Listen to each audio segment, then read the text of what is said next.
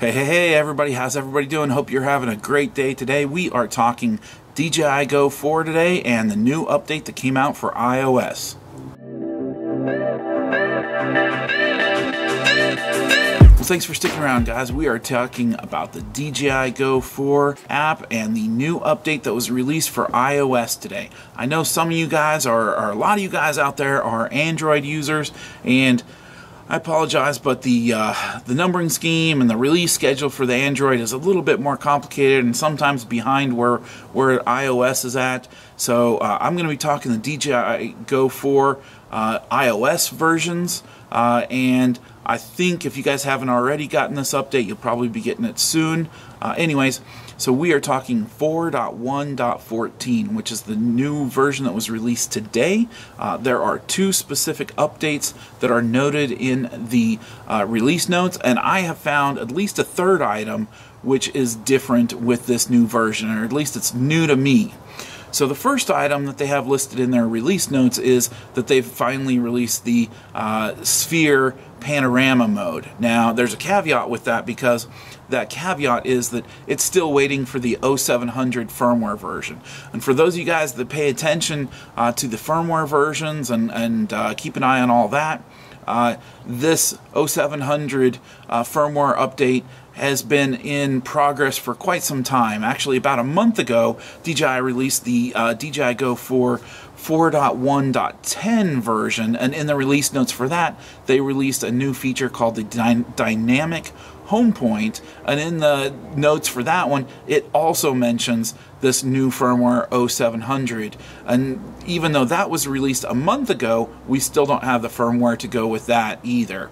And so this new version 4.1.14 that was released today is still waiting for the 0700 as well. So there's at least two features that they have released in the DJI Go 4 app that are still waiting on that new firmware version. I'm kind of a cup half full type of guy instead of cup half empty, so I'm kind of optimistic that we'll probably have that new firmware version here soon, but I also said the same thing about a month ago, expecting it within a couple of days. So I'm sure they'll have it ready as soon as they have done quality assurance and make sure that it is performing like they want it to. So that's the first update they have, is the Sphere Panorama mode, and I'll stick an image right here of what that looks like from the announcement. They actually announced this as a new feature back in late August at the IFA Technology Conference in Berlin. They announced at the same time the DJI Mavic Pro Platinum and the DJI Phantom 4 Pro Obsidian were released. That's when they originally announced the Sphere mode, but it's now in the release notes for this new version of DJI Go 4. Now, the second issue is an item that they fixed where cached QuickShots couldn't be viewed without an SD card, and that's a new feature that they added in the 4.1.10 version about a month ago. And so it sounds like there were some problems with that, and they have updated that. Now, you might say, what happened with .11 and .12? Because I just said a month ago they released .10, and today they're releasing .14. The .11, .12 had the same release notes as the .10 app version had. And so I think those were probably just minor fixes to issues that had cropped up with that particular version.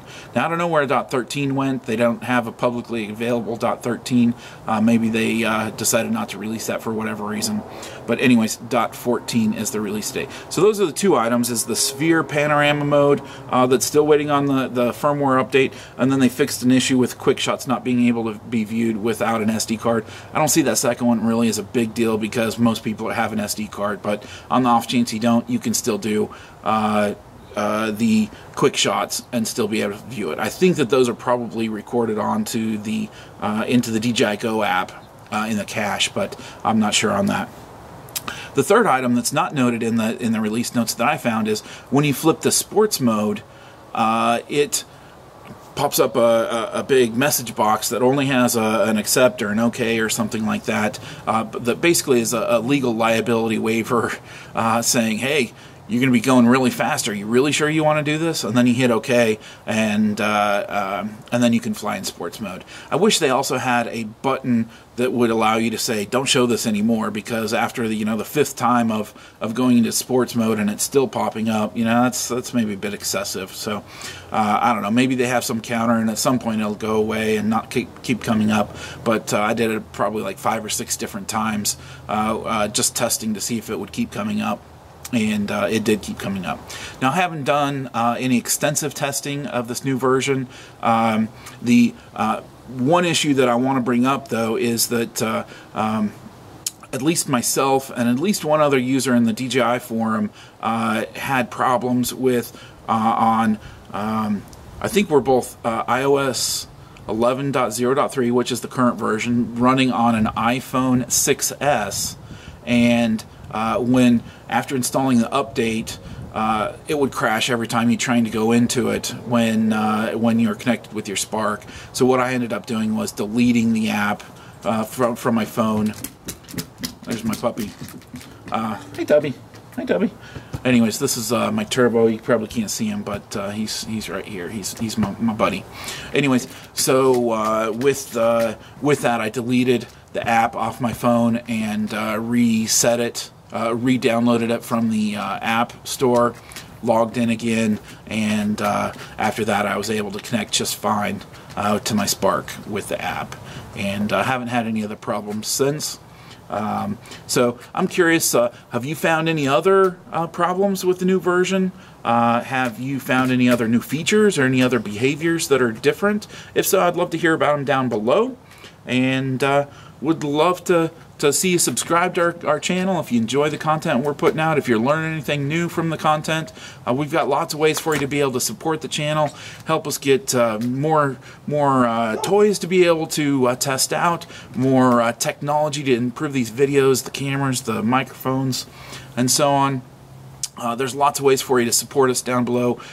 We've got affiliate links for Amazon, affiliate links for DJI. We've got Patreon. We've got PayPal. So if you're learning something from these videos I'm putting out, I'd love for you to be able to help support us and be able to make even more of these videos and make the videos that I do make them even better. So hope you have a great day. Hope to catch you very soon on another video, and we will see you later.